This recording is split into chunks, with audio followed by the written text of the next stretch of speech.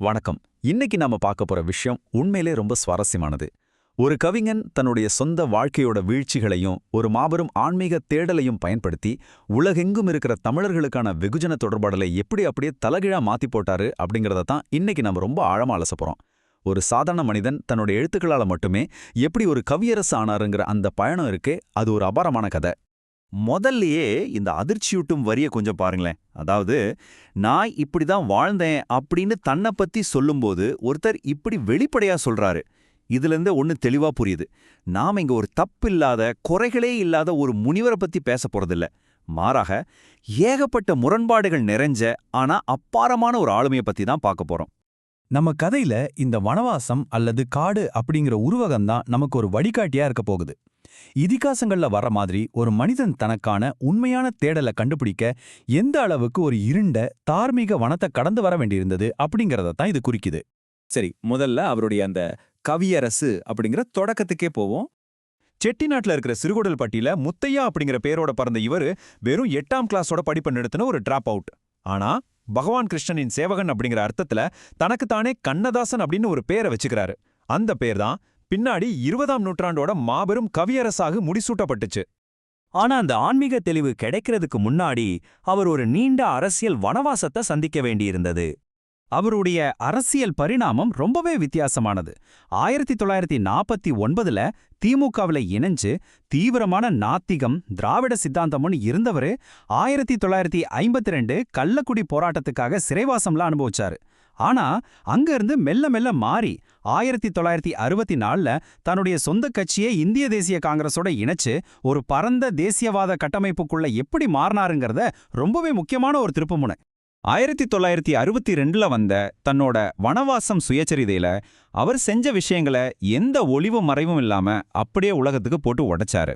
தன்னை ஒரு பெரிய தியாகியாவோ நல்லவனாவோ காட்டிக்கவே இல்லை.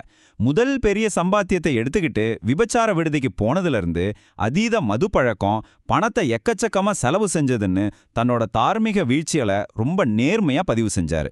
அதே சமயம் அந்த காலத்து அரசியல் தலைவர்களோட போலித்தனத்தையும் கடுமையா விமர்சிச்சாரு. இப்போ இந்த காடு அப்படிங்கிற உருவகத்தோட ஆழத்தை புரிஞ்சிக்க ஒரு சுவாரஸ்யமான ஒப்பீட்டை பார்ப்போம். கல்வியாளர்கள் இதை 2 விதமா ஒப்பிடுறாங்க.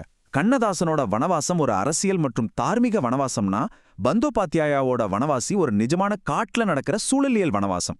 இந்த ரெண்டுமே எதை சொல்லுதுன்னா, ஒரு மனிதன் வனத்துக்குள்ள தள்ளப்படும்போது அவனுக்குள்ள ஏற்படுற மாபெரும் ஆன்மீக மற்றும் தார்மீக மாற்றத்தை தான். இது எவ்வளவு சூப்பரான மெட்டாஃபர் பாருங்க. இந்த அரசியல் வனவாசத்திலிருந்து வெளியே வந்த கண்ணதாசன் தமிழ் சினிமாவில் ஒரு மிகப்பெரிய மாயாஜாலத்தையே நிகழ்த்தி காட்டினாரு. 5000, ஆமாங்க, அவர் எழுதின திரைப்பட பாடல்களோட தோராயமான கணக்கு இது. வெறும் சாதாரண பொழுதுபோக்கா இருந்த சினிமாவை மாபெரும் வெகுஜன தொடர்பாடலுக்கான கருவியாகவும் மக்களுக்கு அறத்தை கற்பிக்கிற ஒரு ஊடகமாகவும் தன்னோட இந்த பாட்டுகள் மூலமா அவர் அடியோடு மாத்தி அமைச்சாரு. அவர்கிட்ட இருந்த ஒரு அசாத்தியமான திறமை என்ன தெரியுமா?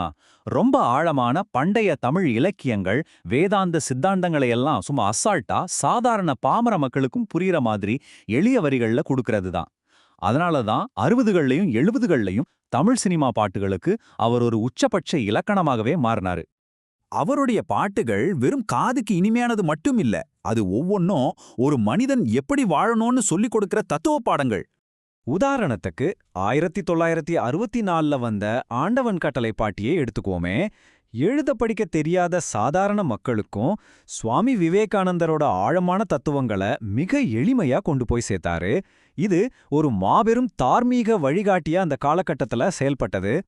ஒன்றே சொல்வார் ஒன்றே செய்வார், இந்த வரியை கேட்டிருப்பீங்க. ஒரு உண்மையான தலைவன் என்பவன் தான் பேசுறத வாழ்க்கையில கடைபிடிக்கிறவனா இருக்கணும். சுயநலம், கோபம் இது எல்லாத்தையும் விட்டுட்டு உண்மைய பேசி பணிவோட வாழணும்னு தன்னோட பாட்டுகள் வழியா மக்களுக்கு தொடர்ந்து வலியுறுத்திக்கிட்டே இருந்தாரு.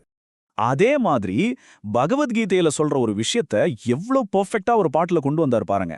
கோபம் எப்படி வருது, அது எப்படி மனுஷனோட புத்திய அழிச்சு அவனை அதல பாதாளத்துல தள்ளுது அப்படிங்கிற அந்த உளவியல் காரணங்களை ஸ்டெப் பை ஸ்டெப்பா நவீன கால ரசிகர்களுக்கு விளக்கி ஒரு மாபெரும் எச்சரிக்கையை விடுத்தாரு. அவருடைய வாழ்க்கையோட இறுதி கட்டம் ரொம்பவே ஆழமானது. ஒரு தீவிர நாத்திகரா இருந்து ஒரு முழுமையான ஆன்மீக தேடலை நோக்கிய ஒரு பயணம் அது. அர்த்தமுள்ள இந்து மதம் இந்த 10 வால்யூம் புத்தகத்துல குழப்பமான தத்துவ சொற்களை எல்லாம் தூக்கி போட்டுட்டு இந்து மதத்தோட சடங்குகளுக்கு பின்னாடி இருக்கிற பிராக்டிக்கலான நடைமுறைக்கு தேவையான ஞானத்தை ரொம்ப அழகா விளக்கியிருப்பாரு. மனிதனோட பௌதீக தேவைகளுக்கும் ஆன்மீக அமைதிக்கும் ஒரு பாலமா இந்த படைப்பு இருந்துச்சு. ஆனா அவருடைய தேடல் ஒரு குறிப்பிட்ட மதத்துக்குள்ள மட்டும் சுருங்கிடல. அவர் எழுதின இயேசு காவியம் அதுக்கு ஒரு மிக சிறந்த உதாரணம். எந்த பாகுபாடும் இல்லாம ஒட்டுமொத்த மனித குலத்தையும் இணைக்கிற உலகளாவிய உண்மைகளைத்தான் அவர் தன் வாழ்நாள் முழுக்க தேடினாருங்கிறதுக்கு இதுவே ஒரு பெரிய சாட்சி. இந்த உருவகத்தை கொஞ்சம் யோசிச்சு பாருங்க. ஒரு சாதாரண வரவு செலவு கணக்கு மூலமா வாழ்க்கையோட நிலையற்ற தன்மைய எவ்வளவு ஈஸியா சொல்லிட்டாரு. இந்த உலகத்துல நாம இருக்கிறது ரொம்ப கொஞ்ச நாள் தான், அதனால தேவையற்ற ஆசைகளை கைவிடுங்கன்னு கோடிக்கணக்கான மக்கள் கிட்ட ரொம்ப சிம்பிளா பேசினாரு. ஸோ இந்த அலசலை நம்ம முடிக்கிறப்போ நான் உங்ககிட்ட ஒரு விஷயம் சொல்ல விரும்புகிறேன்.